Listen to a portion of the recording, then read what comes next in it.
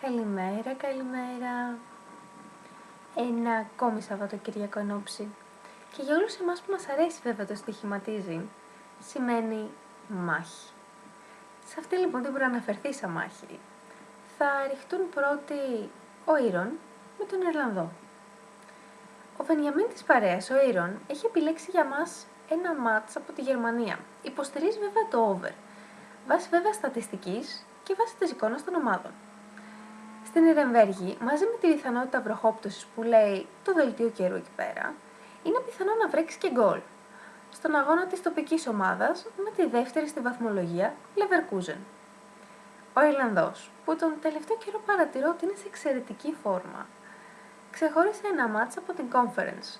Η Barrow υποδέχεται τη Wrexham και εμείς δεν έχουμε παρά να κυκλώσουμε το διπλό σε απόδοση περίπου διπλασιασμού. Ο Μιλτιάδης δεν θα αλλάξει τακτική ούτε αυτό το τρίμερο. Στο μεξικάνικο πρωτάθλημα, ξέρετε τι συμβαίνει.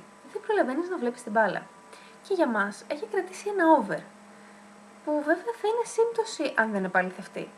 Μιλάμε για τον αγώνα Σάντος Λαγκούνα, την Γκρες, στα πολλά τέρματα βέβαια.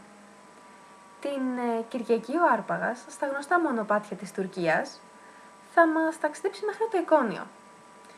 Η Konya Spor φιλοξενεί την Gaziantep Spor. Σε ένα βέβαια φαινομενικά ισορροπημένο αγώνα, εμείς θα υποστηρίξουμε τους γηπεδούχους, αφού η επιλογή μας εδώ θα είναι το μηδενικό ασιατικό handicap. Θα κλείσουμε βέβαια με στυλ ιταλικό. Πώς, θα με ρωτήσετε, ναι. Μα φυσικά με έναν εσπρέσο στο Μιλάνο.